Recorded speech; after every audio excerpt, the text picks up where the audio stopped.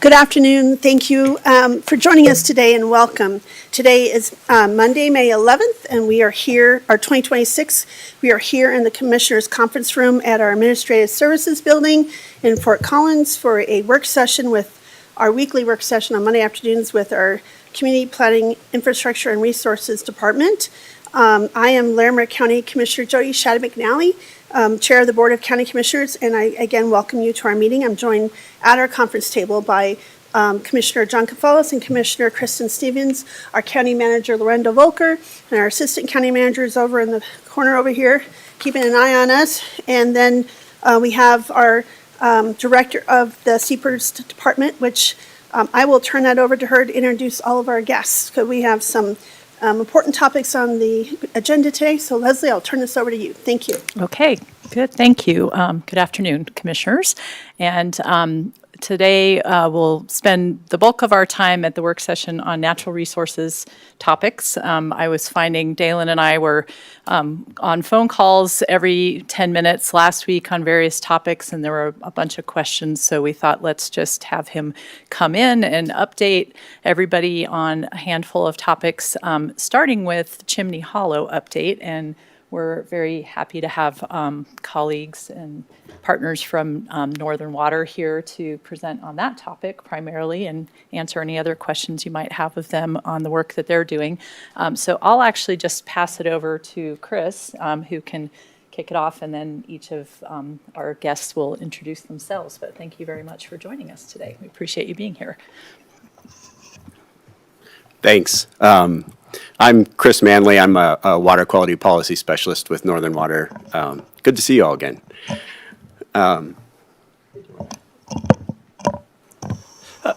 Good afternoon. I'm Jeff Stala, Public Information Officer at Northern Water, and then joined by Rachel Stevens. Yeah, my name's Rachel Stevens, Communications Specialist with Northern Water. So today we have just a really brief update, primarily to update you on where Chimney Hollow is in the initial fill process that just began, and then also an update on the uranium issue that I'm sure you all have heard about. So real quickly, just background on the issue. During construction, the main embankment at Chimney Hollow was built using material quarried on site. And so that material was quarried, it was crushed, and some of it was washed before being placed in the main embankment. After a period of time, and really it was some pretty severe precipitation events in 2023, the water that was used as part of that washing process tested high for uranium. So really what that kicked off was a bigger investigation on the source of that uranium, where it was coming from, and that included the entire watershed, and that was eventually narrowed down to the granite rock quarried on site that was placed in the main embankment. So since then, really, since late 2024, we've been doing quite a bit of testing on the issue. We've had lab tests running for better part of a year. We've undertaken a number of different studies on this uranium issue, but to date, it has been on a smaller pool of water. So, you know, in this photo, you can see that small pool of water around the inlet outlet tower.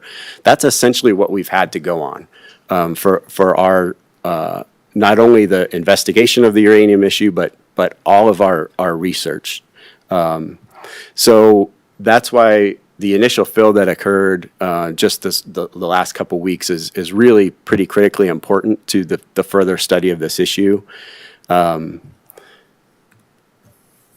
what was done, it began towards the end of April and took about 2 weeks to fully fill, but we put about 1,500 acre feet of water into Chimney Hollow. That's only about 2%. It's actually a little less than 2% of the total volume of the reservoir. But as you can see on that photo on the right, it does touch the main embankment. And what that lets us do is study how uranium may move from the granite in the main embankment into water in the reservoir. So this is a true small-scale pilot. This moves us out of lab testing, and this lets us really get a better handle on how that uranium may react in the actual reservoir.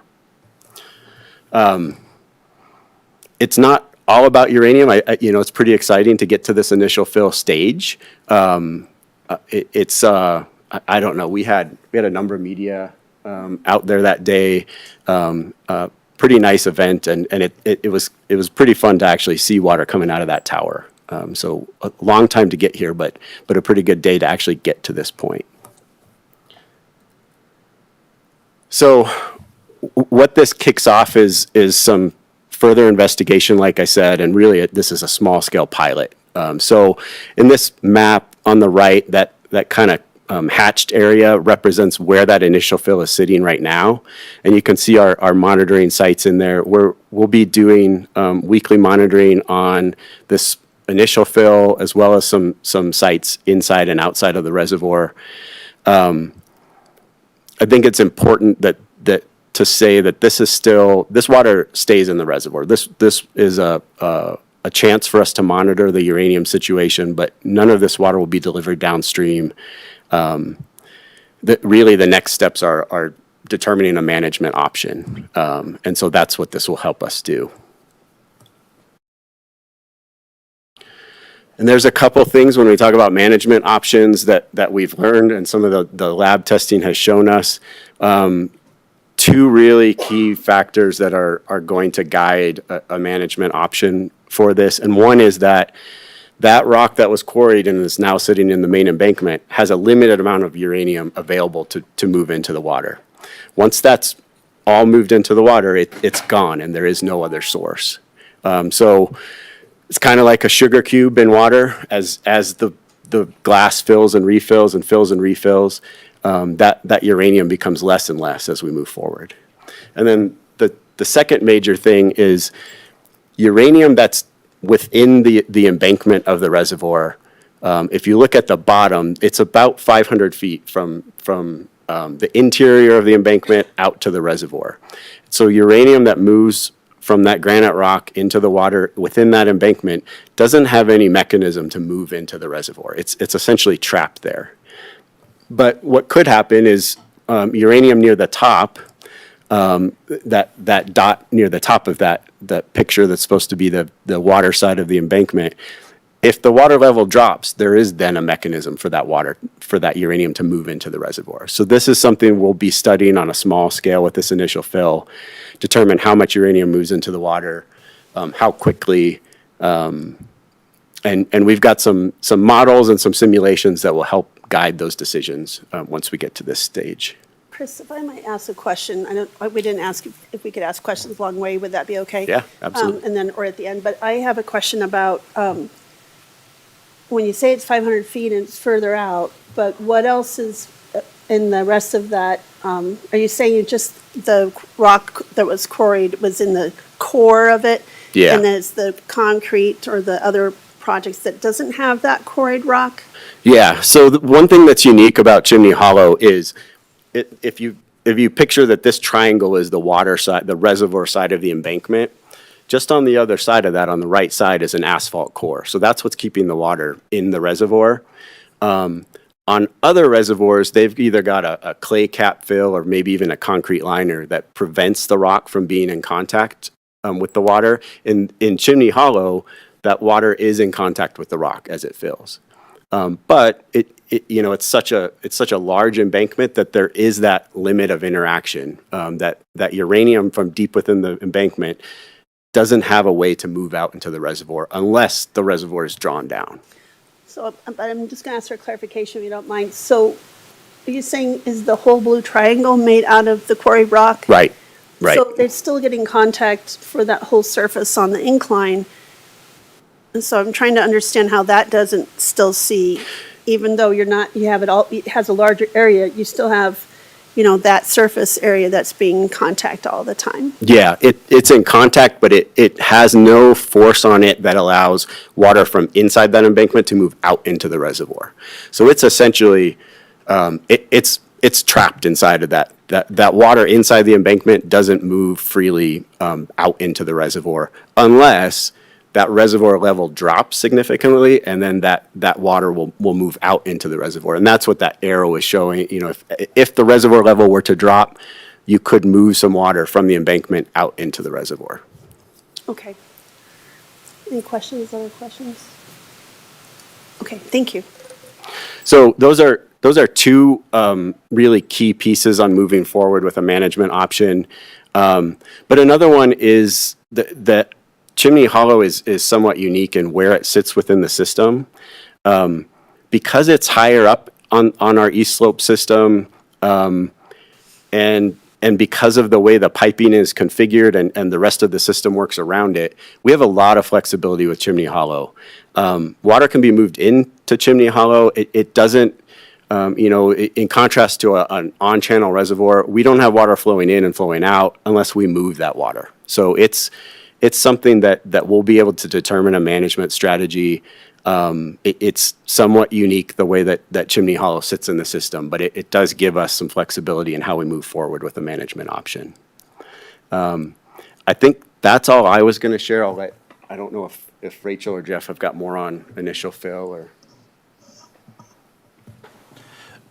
So just one last item. We talked briefly about how basically 2 weeks ago started putting water into the reservoir, and that went successfully. That we were able to place the 1,500 acre feet into the reservoir. It was water that was stored in Lake Granby from the winter of 24-25. And so it was already targeted to be part of this reservoir fill, regardless of this last winter being so low. It was from a previous winter's runoff. And so now that water is in, we've been testing how the bulkheads work on the dam and really doing the final tests to release the contractor. And that was really the urgency to get water moved in, was to complete the contract for our contracting team, allow the contractor to move on to their further projects, and allow us to continue testing. So it's been a successful couple of weeks. Thank you. Dirk Wallace, I see your hand is raised. You have a question, sir? Yes, thank you. Thanks, colleagues. I'm curious, what is your anticipated timeline in terms of when you will be comfortable with implementing your management strategies, when you've done all your modeling and data collection and you've determined that there are appropriate mitigation strategies to ensure that the water is safe for folks? Yeah, Really, this initial testing phase will probably go on the better part of this year. It's just necessary to get to not only the monitoring on this initial pool, but then to get to that simulated drawdown. It will take the better part of this year to get through that monitoring and testing phase. And simulated drawdown, what that means is we're actually going to be moving the water from its current site and pumping it up into the quarry location that actually does have space where we've quarried out the rocks. It's actually a separate pool that we can then fill using this water. So no water is going to be released out of the reservoir. It is going to be moved to that quarry site so we can see, as the water levels decrease, how does it pull the minerals from the dam site. And therefore, if all goes well with your simulation drawdowns and all of these things through the remainder of this year, are you hoping and expecting that by next year, 2027, you'll be able to make decisions about filling up Chimney Hollow Reservoir? Yeah, I think some of those decisions will happen this year, as we start to collect data. There's some pieces as we move along that if we can move forward on a management strategy as we're collecting data, that's certainly something we want to do just to speed up that timeline. But, if we end up waiting until we've done data collection and a simulated drawdown, that could be, the better part of a year before that decision's made. Thank you. May I ask one more question? Don't want to let Dalen off the hook too much here, and it would be great to hear from Rachel to share her thoughts on all of this. But Dalen, I'm wondering, with all of this, how does it affect or impact our recreation strategies, and what is currently happening to prepare, and ultimately will this delay things? If you could speak to that, sir. Yeah, thank you.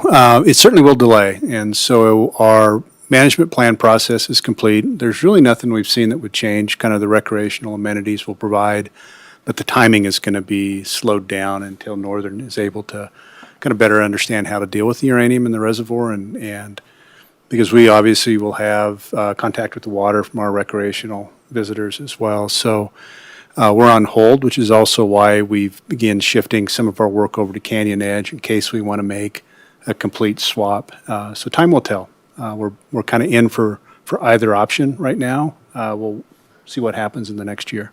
Okay, thank you. I have another question, but I think I'll wait to see if other folks, and then if time allows, I'll ask my third question. Mr. Stevens, I see your hand is raised.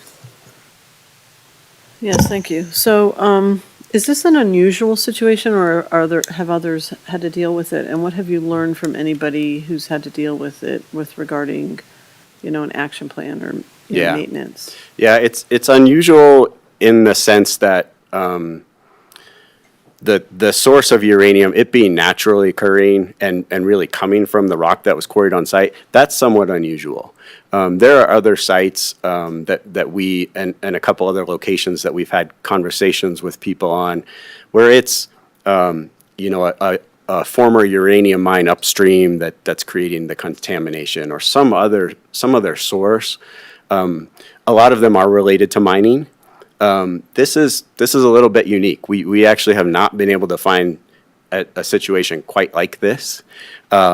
But those conversations with others who have dealt with it from a mining contamination, it helps us with what type of management strategy should we be considering. Fortunately, it's something where, if the photo that we show of the glass and the sugar cube piece, we know there's a finite amount of uranium. So that's somewhat beneficial, that in contrast to a mine where there's a continuous source, and we'd really be looking at how long term, how do you deal with that potential. This is how in this initial management piece can we address the uranium situation, and then really it should move on as business as usual for the reservoir after that period. The only thing is, can you just, for the public's benefit, nobody's going to have drinking water from this until things are cleared up. Yeah. There are there are 12 participating entities in this project, and many more who receive the water downstream. And so this development of a management strategy is done so with that's really the first goal, is protecting downstream water quality. And there will not be any water released until there's a management strategy in place. Thank you. So I have a couple of questions. There's water in there, and you're moving it around, and it has uranium. How are you protecting wildlife from coming down and drinking? Yeah, that's a great question. And so that's a concern I've heard from some residents around there. Yep. So this initial fill, we actually don't anticipate very high uranium levels in this initial fill. That being said, we have done some analysis, and we've had a study completed on potential impacts to wildlife, of which there's not a lot out there, as far as research on uranium in reservoir and its impacts to wildlife. But what we do know is at the levels that we're anticipating or that we're dealing with now, we don't feel there are major impacts to wildlife at this point. For my next question, let me build on that a little bit. Are you working with CPW or any research from CSU about maybe looking at some wildlife or testing some wildlife just to see, it's say we don't anticipate Right. with initial fill, but I know it's not our project, but I'm getting questions and people are like, well, where are they making sure that they're not poisoning Yeah. the wildlife? And that's probably not going to go over well, like, to say, well, we don't anticipate, but I'm just curious. Yeah, as part of that study that we did complete on impacts to wildlife, that is the general recommendation, is that if we are seeing any sort of, if fortunately we have not, but if we saw any sort of issue with wildlife, that we work directly with CPW to do some testing and determine the source. Fortunately, we haven't had that, but that is the recommendation and the route we would go. So no baseline to try to test wildlife now, just to see some baselines and, No, when you're talking about baseline testing, it's difficult to do on wildlife if there isn't some sort of incident that we can test on. But it's something something that we can look at. Is there any way to do any sort of baseline testing? But it would probably take, realistically, it would take, if we saw some sort of incident, we'd have to work directly with those other partners, CPW and others. thanks. And, you've simulated this drawdown and you're basing this on a lot of models, and for a lot of folks, when I go back to see that picture of the sugar cube of it, I'm almost certain, if I have a certain constituent lives in the area, saw that picture, they would say, well, what I see now is that sugar cube is dissolved and it's mixing through all of the water, and then before the cube was solid, and now it's all dissolved and spreading around. So how would you, for the general public, kind of explain that in a way? Because I think if they saw that picture without the full work session, they might be concerned that the sugar cubes dissolve and now that uranium's throughout all the water. Yeah, that's a good point. And really, the key thing of that sugar cube example is that uranium, if it's in this example, the sugar cube, that really it's somewhat to an advantage that we do want it to dissolve into the water, because then we can move it out. So it's a matter of, in this initial testing phase, of how much moves to the water, and when and if it does, how do we remove it? And once it's removed, that sugar cube is gone. So the really great thing about this initial fill is it does let us test directly the actual rock in the embankment, how much will move into the water. And I'm sorry, colleagues, I'm just going to build off of that. So I sit on the National Association of Counties Environment, Energy, and Land Use Steering Committee. We've been talking about PFAS, waters of the U.S., and now data centers and PFAS. And I talk PFAS. So I know how hard it is. It's impossible almost to remove PFAS. I don't know exactly how hard it is to remove uranium. So what I know the public's going to ask is, can you even remove uranium for the water if we're having so much trouble with PFAS? Yeah, Great question. And uranium, fortunately, is relatively easy to remove from water. There are a couple primary strategies. The best one, or the one that's the easiest to implement, is ion exchange. It's very similar to a water softener that a lot of people have in their home. It's pass the water through that ion exchange unit, the uranium gets replaced, and that can be removed. So it's fairly simple and straightforward. Unlike PFAS. PFAS is very challenging to remove. Uranium is not, fortunately. Well, that's good to hear, because I could not answer that question the other day, so I'm not sure. I will ask that. So, all right, well, that's good. That's at least some good news. So, all right, I think Commissioner Voss, you said you had another question, sir. Yes, I have two questions, and I think one relates to some of the discussion that we've been hearing a moment ago, and that is, and maybe this is, I don't want Rachel to get off too easily either. I want to spread the love, and that is, what's the communication strategy? Because I think people are reading about uranium in their water, whether it's the water users, the various water districts and municipalities. A lot of folks use that CBT water that's now, the intent is to store it more reliably in Chimney Hollow Reservoir. how are we messaging that to the public so they're not thinking, oh my gosh, uranium, I'm going to get, all of that? Great question. And public trust is a top priority for us, and we're just trying to stay on top of it and share the information that we have and share the facts. We use our newsletters, we use social media, we have relationships with media.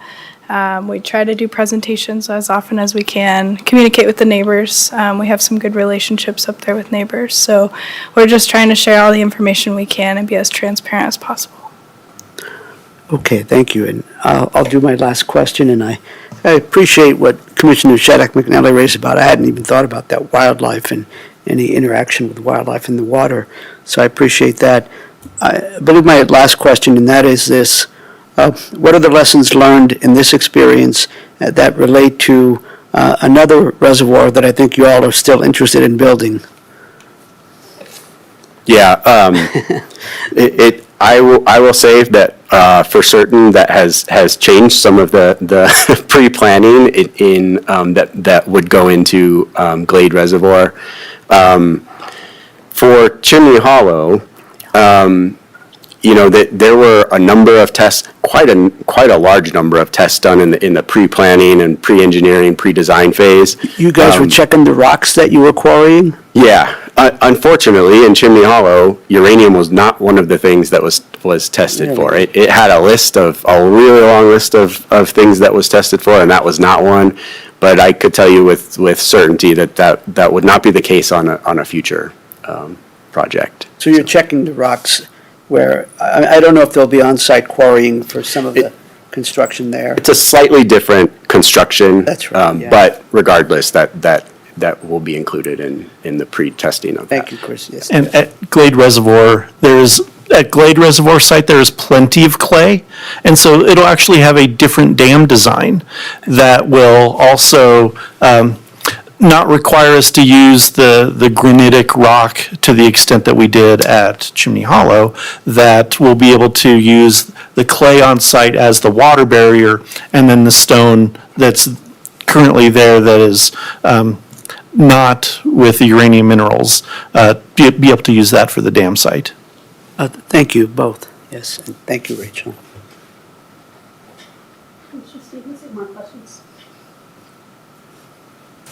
So my last question is, how are you, along with the partners in your project, but also for Limerick County and maybe Town of Burzard, since, we're all located quickly, somehow we're all attached, right?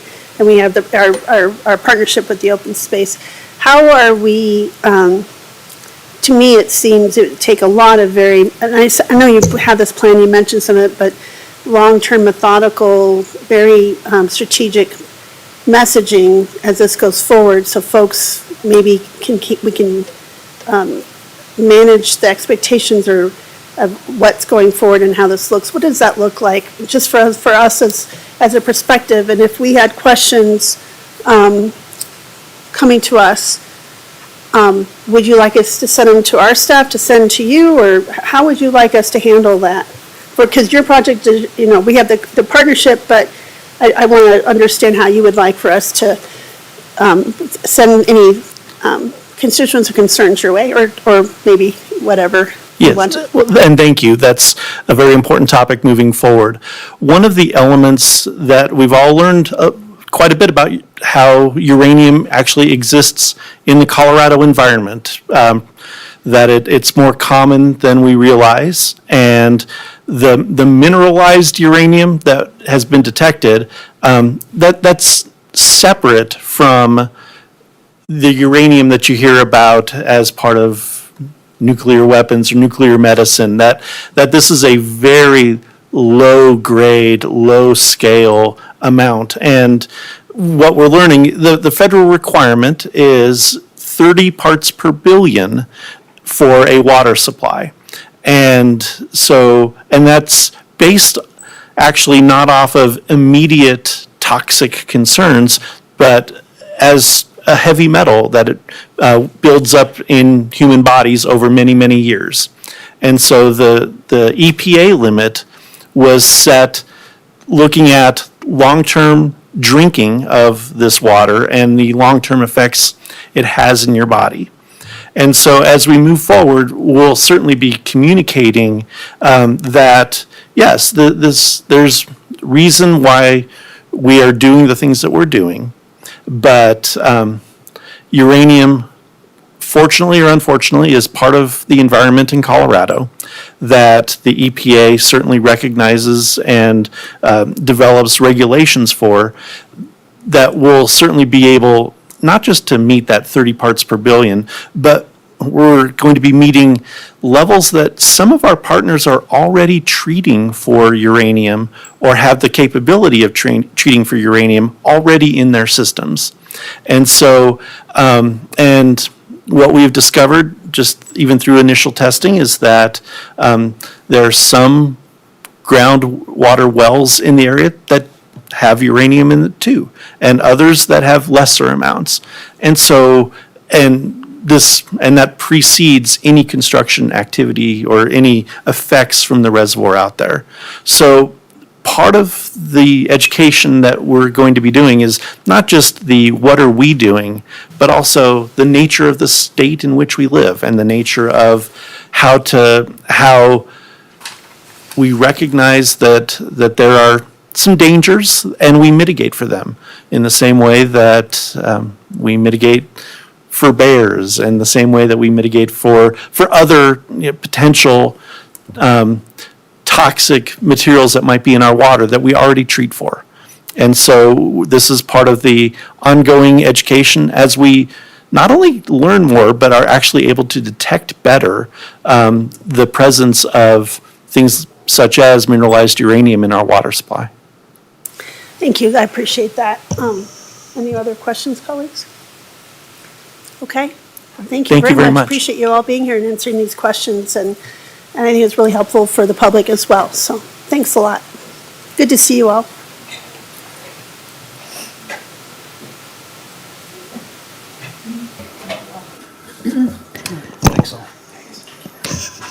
Go ahead, Dale. All right, I have a few other updates, and certainly feel free to ask questions along the way as needed. The first one, I want to talk a little bit about our mountain pine beetle work we're doing within DNR. And I think I want to point out first, we're still at fairly low levels in Larimer County. It's here. It's going to grow. It's going to become more of a problem in future years. In the past, we've done a lot of adaptive forest management on the properties we own, and so they're all in healthy condition. It's not going to protect us from beetle, but definitely will be in a good position when it does come through, maybe not be as impacted as other forests. But this year, what we're doing is trying to get ahead of it. There is a pheromone packet that you can put on trees. I'm going to probably pronounce it wrong. I think it's verbena or something along those lines. We're going to start treating our campsites and shade trees and signature trees within our open space properties. We've mapped about 300 trees to do that with. Apply the packets, continue to monitor the outbreak of pine beetles and movement through our forest. We are preparing to spray in future years. There is a pesticide application that you can do. We don't have the equipment now. We certainly have the pesticide licensing to be able to do it. So we're looking into getting that equipment put together, and in future years, if that's what we'll need to do, we'll be prepared to do that. Probably not all 300 trees. It's hard to get some of the equipment to some of those areas, but we are going to try and save at least those signature trees and important trees within our campgrounds and trailheads. So more to come. It's going to be a pretty tough few years dealing with pine beetle. You don't mind, Dale, I have a few No, questions. I've spent probably 100 hours in the last 3 or 4 months on this, including last Friday. And every time I hear Dr. Dan West speak, he adds more. We're very fortunate he's around, in my opinion. There's the research and what he's shown is we unfortunately have a lot of data from Jefferson County and some of the more impacted, and this year it's going to be bad. I mean, they can't stop them right now. They're starting to fly. We can't do anything till the fall. So a couple of questions first. Certain diameter trees they like those more. And then certain ones are looking like, oh, these are for my great-grandchildren. So, I mean, that's how he explains it to me, which makes sense. And so especially some of the signature trees, your timeout, the thicker ones are really probably important, but there's certain ones that maybe are more favorable for current conditions. So first, are we losing any of that to kind of target not only maybe these really signature or significant trees, and also I know we only have a few, but I have seen firsthand what happens if we don't strategically, timing-wise, treat the right time and be aggressive. And of course, we can treat on our properties, but it's all the private landowners and state board and federal who may not be, and so we might just be pushing them onto their land. But whatever we can do for our spaces, I'm just, so those are my first two questions. Are we looking to be doing that in this fall, or are you going to be trying to do something here in the next couple of weeks before they really start going? And what does that look like? Yeah, so we're definitely coordinating all of our work through the Colorado State Forest and taking their technical advice. We've started the process, so this spring we'll begin to install the packets, and I think we probably already have, and then we'll continue to monitor it. And we're going to lose trees within our system. There's no way we can get every tree treated. And so we'll see, and probably we'll be felling trees in future years to try and get beetles, sustained that way. But yes, we're going to start this year because we're anticipating seeing the die-off to start to occur this fall and impacts from that.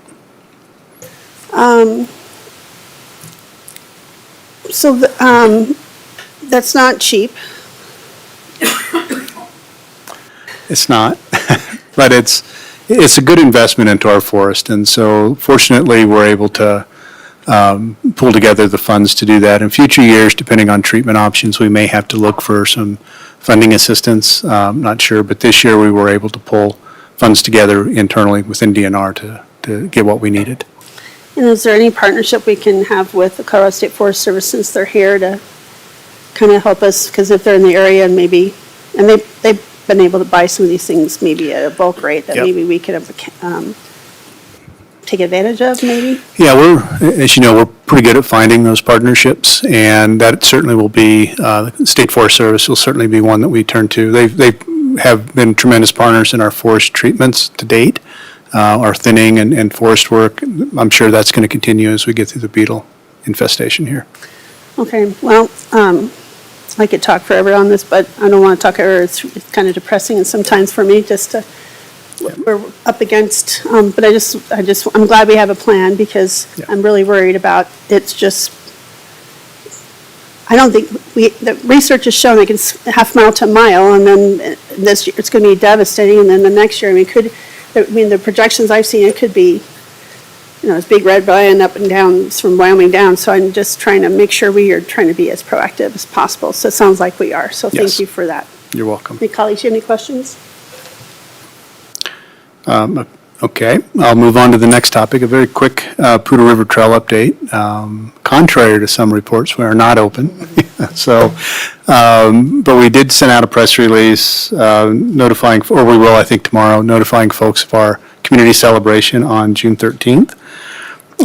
Construction is still underway on the trail. We have that signal crossing on 32E has not been installed yet. It was damaged in shipping, and so that'll be installed. We have a little bit of work yet to do on the trail, fencing work and things of that nature. The contractor is dedicated really to opening it as soon as possible, and I hesitate to even say the date he gave me was when that could be. But we'll definitely send out a press release when it's available for use. It'll likely, we hope, ahead of the community celebration, but I'm not going to say a date and have to retract that. There's been some of that already. So it should be a lot of fun. We'll certainly get invites. I believe it's on your calendar, and get some details for that event coming soon. Chimney Hollow Open Space. I'm really glad Northern was here to provide some updates on the work they're doing. And as I mentioned earlier to Commissioner Kafalis' question, we are on hold for the work that we're doing out at Chimney Hollow. We're shifting some of our focus over to Canyon Edge, and you may all know this, but I'll say it for the benefit of others. We have a congressional request for funding that's still working through the process. It's at the Senate Appropriations Committee as we speak. We sought $610,000 with a match that we're providing within DNR for the turn lane off 34. And so that's kind of the first big piece of the project to safely enter and exit the property. We're hoping we're successful. We still got a little ways to go, but to see if that's going to be successful or not. So we are sort of diligently beginning to look for funding to begin implement important parts of that project. But at the same time, we're also still looking at Chimney Hollow as a possible next open space as well. It's really going to depend pretty heavily on what Northern's able to find this year and some of their treatment options and the efficacy of all of the work that they're doing. So both are moving forward. We'll eventually have to pick one to move forward with. We can only afford to open one, and then we'd have to wait to get the next one. So more to come. It'll likely be, I'm hopeful this year we'll know, but I'm hesitant to guarantee that at any level. So I think it's just going to be a time will tell. Well, to that Yes. statement, you're hoping to know what is a date where you have to kind of start to make a decision? We have some time. I mean, the nice thing with both open space properties, there is a fairly long lead to build out. Chimney Hollow is a little further ahead. We have the management plan completed for that. We have some of the trail system constructed. We co-constructed some of the infrastructure when Northern built the reservoir. So it certainly is ahead of Canyon Edge. Canyon Edge will start first with the management plan. We have not had a public process on that property just yet. It was sort of, queuing up behind Chimney Hollow. So we'll start with that. But the construction at Canyon Edge will be probably a little bit easier because it doesn't have the reservoir component to it. So it'll be maybe a bit more straightforward. There's still some permitting work we need to do to cross the Hansen Canal. We're already in conversations with both Northern and the Bureau of Reclamation on how to do that. And so a lot of our ecological work is being done. We're doing a lot of weed management and restoration work out there right now to ready the property for opening. So both will move forward, I hope, in a year, maybe 2 years at the latest. We've selected one to move forward with. And I think if our preference would be to stay with Chimney Hollow, if that looks like it'll be a viable timeline for us. My question is then if we do get this congressional spending, that's money that has a timeline on it, correct? So would that influence? We would move forward with the project. We know we'll need the turn lane independent of the timing of the opening, and it's a fairly significant cost. So if we are successful, we would go ahead and construct and invest that money into the property. And that may influence which one we move forward with, again, depending on what we find at Chimney Hollow. So Okay. we will go ahead and use those funds. Thank you, Dalen, I appreciate that. Yep. And I believe. And Commissioner Gonzalez has a question. I Yes, believe. sir. I have two questions. One is not directly related to your natural resources update, but it is important.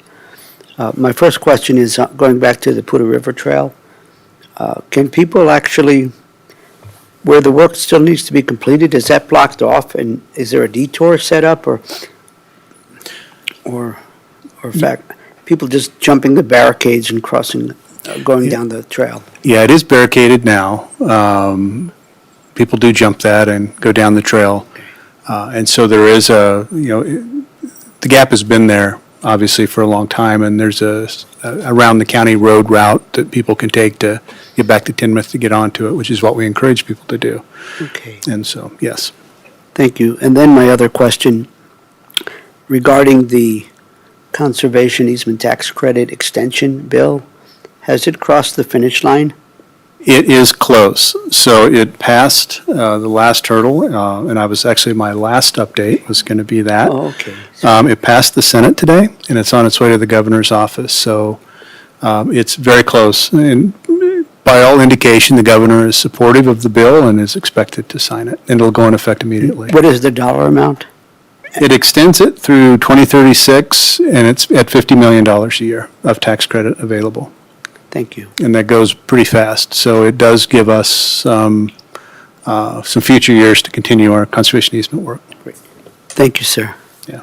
Yeah, I just saw that too, because that was a question I was asking all morning. It was having someone watch that for me, and they texted me, it's out, and so, yeah, very excited. Yeah, we're very thankful to see that. So I appreciate the support you as Board of County Commissioners gave to that bill, and I think that really helps. When that bill was first, years ago, wasn't the dollar amount like 85 million? So it's gone down over the years, or am I misremembering? It's moved in a couple of different ways. It's gone up a little bit in future years to account for inflation. The amount of tax credit available per each acquisition changed, and the percentage of the value that could be taken has gone up. And then, of course, the timeline has changed a little bit as well. So, yes, and the percentage of how much you can take is actually going to go down a little bit. But I think it'll still be a very viable way of protecting some lands. Thank you. Thank you. Yep. All right, that was my last update, and I know Rebecca needs some time here, so if that's all right, I'll have Rebecca take it from here. Thank you, Dalen. Thank you for inviting Northern Water to come in too. That was Appreciate you, helpful. Mr. Director. Thank you. Appreciate y'all.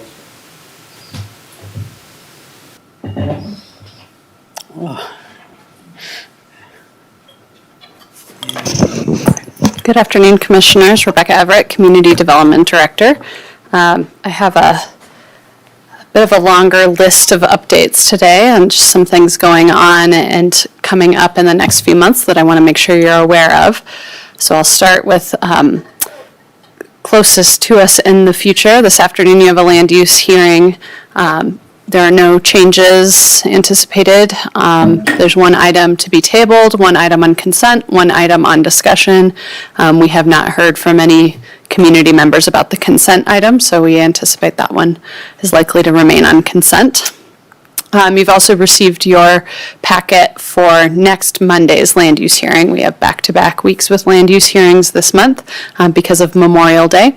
That agenda also has just one discussion item on it right now, and I believe one consent item. I'll double check that I had that up.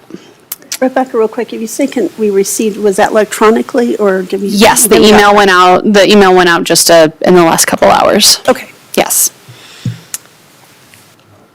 Any questions about upcoming hearings? Okay. Okay.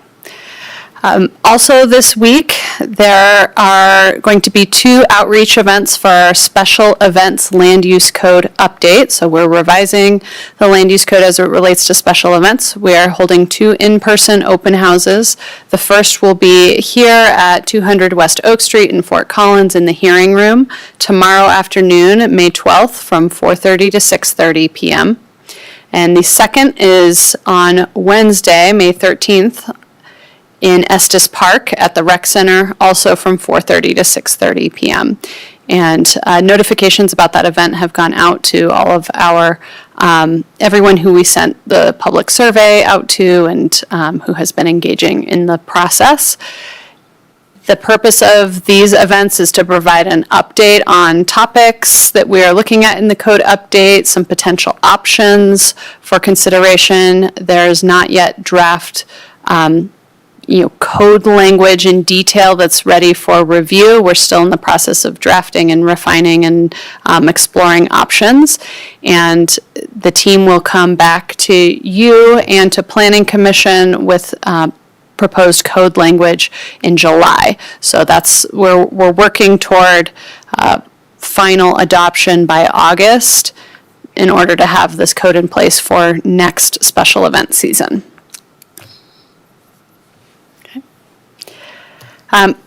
A few other upcoming work session topics that I just want to get on your radar so you know that they're coming up. Next week at our Monday SIPR work session, we'll be providing an update on the transfer of development rights project. We will be updating Planning Commission on that project this week on Wednesday evening, and then we will update you next Monday as well.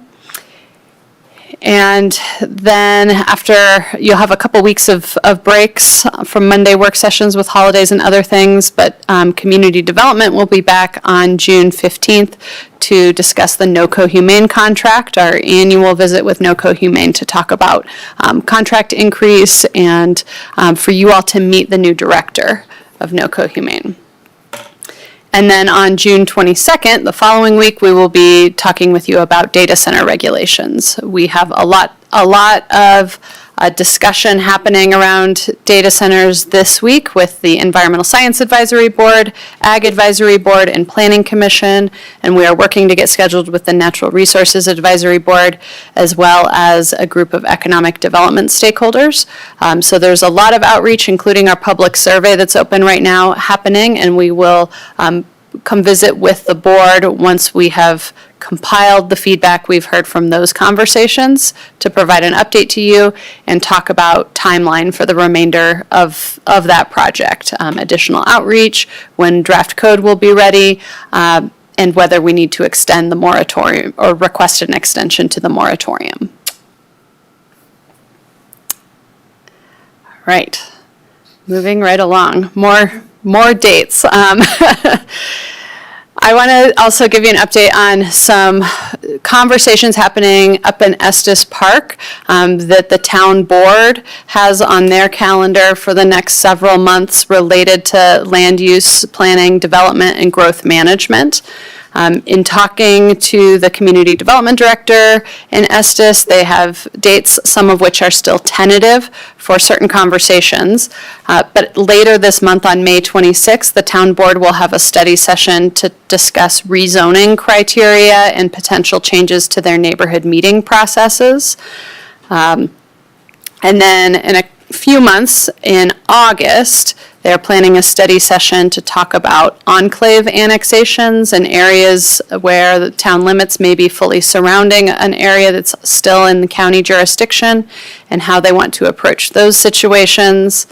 And then later on in the fall, possibly October, they are planning to discuss potential growth management areas or how to potentially draw a growth management boundary in the Estes Valley.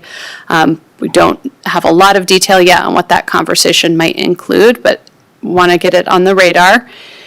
And then they're continuing to work on the land development code update for the town of Estes and plan to have that adopted by the end of the year. So there's a lot of conversation happening up in the Estes area around community development topics.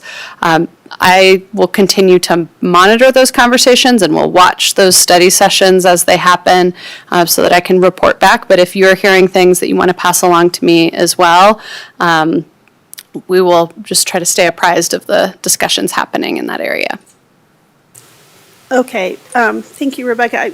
My question is, we have kind of sunsetted the Estes Valley Planning Advisory Committee, and a lot of these sound like they're topics that maybe the Estes Valley would be interested in having, I don't know, just a conversation about with some of that, because the growth management area was something that we talked about when we did the comprehensive plan, and some of those changes.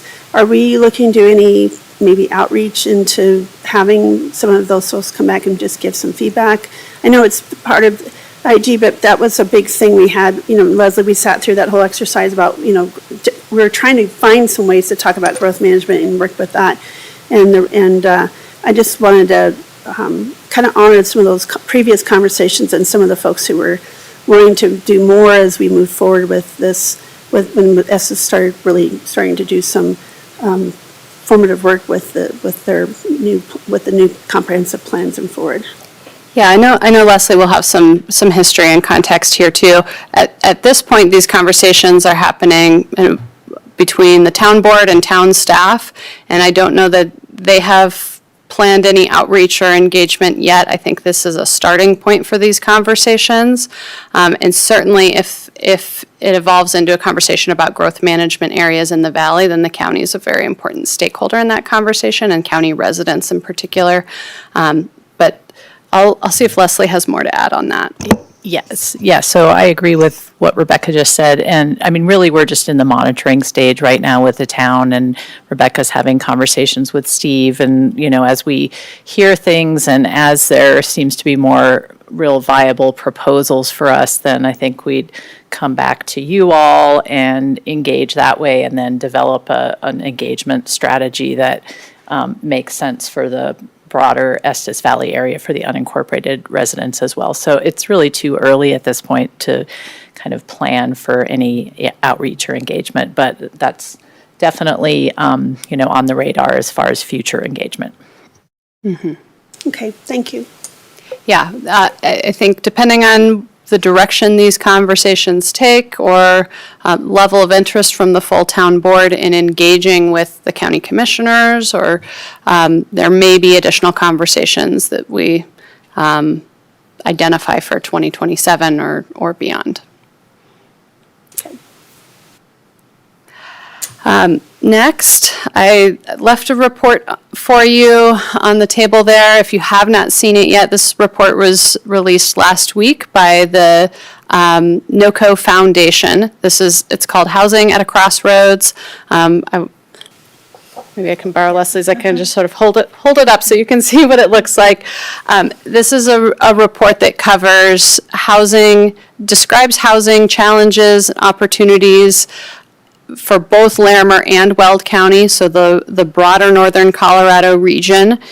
And they did rely on our Larimer County Regional Housing Needs Assessment data to help inform this. So this is reflective of the latest Larimer County data. It is a separate effort from our housing needs assessment because it is looking at that broader region, but it does align with what we found in our housing needs assessment, and hopefully can help inform additional conversations. I know next week there's a work session to talk about the housing action plan for Larimer County, and this is just another piece of information and some storytelling about the impact of housing affordability challenges in our region. And then finally, I want to give a final update on our planning intern who I brought and introduced a few weeks back, Noah Niemeyer. He's a CSU student who has been working on a project to evaluate our land use code for wildfire resiliency and recommending updates to our code. This is an action item identified in the draft hazard mitigation plan that is still in progress for the county, to really look at how well our land use code in particular supports wildfire readiness in Larimer County. And he is completing his report this week. He's wrapping up his semester and will do a final presentation to staff this week. And that will be the first step toward us looking at some code updates later this year specific to wildfire resiliency. Okay, I have lots of questions about that. How does that overlap and work with the WUI Code Board and WUI codes that we have adopted? And how is it working in isolation, a student working in isolation, or is he looking at our ambassador program, the Home Musicians One, the Live Wildfire Ready programs? There's so many programs out there and lots of information. How is that all working in looking at our codes, and how does that look like? Yes, so this project's intended to be a complementary second phase to the WUI building code. So we updated code that really relates to the building itself and the area immediately around the building. The land use code updates will look at the broader site, the broader property, including things like what plants and landscaping is allowed and where, fencing, undergrounding of utilities, other site design considerations that can affect wildfire resiliency. And yes, he has met extensively with not only our partners within Larimer County, including the Wildfire Partners Program, our building staff, Office of Emergency Management staff. He's also done some peer community research and conversations with several other Colorado counties to understand what their land use code requirements look like. I haven't read through the final report yet, but I know that seeing his process along the way, he's done a really excellent job of trying to find where the gaps may be in our codes and help to target those areas.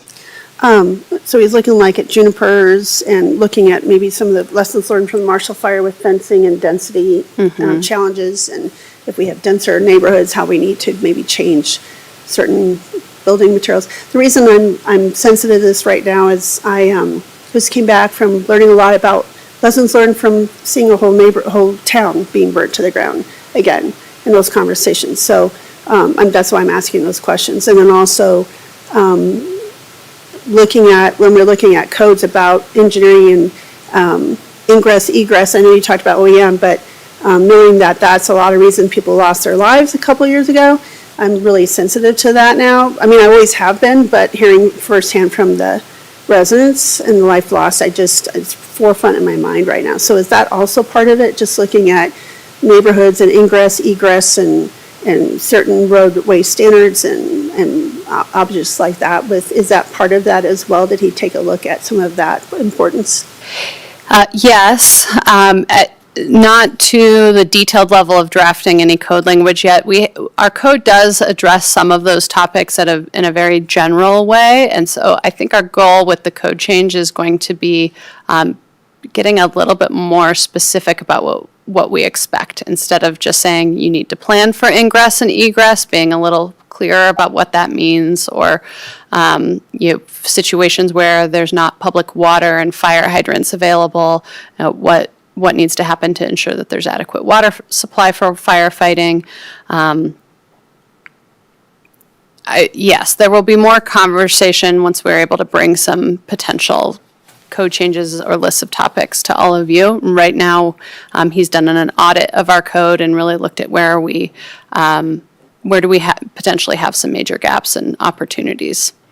Thank you. That was going to be my next question about water, knowing that there was no water to fight the fire. And then hearing that more and more, just from LA to California to Maui to all these other ones, it's certainly a lot of lessons learned, and certainly a lot of conversations about decisions made by previous boards or bodies or staff from those local governments that really impacted how the people were able to get out or even have the chance to have water to fight. So just, forgive me, I'm just forefront of my mind. I was just kind of really going to probably be digging even deeper in what are we putting in place for future things. So I look forward to seeing that report. It sounds like it's great to have someone who's had that capacity and time to dig in deep, and I'm sure he checked in on Boulder County for sure. So Yes, we did. He did talk with Boulder County, El Paso County.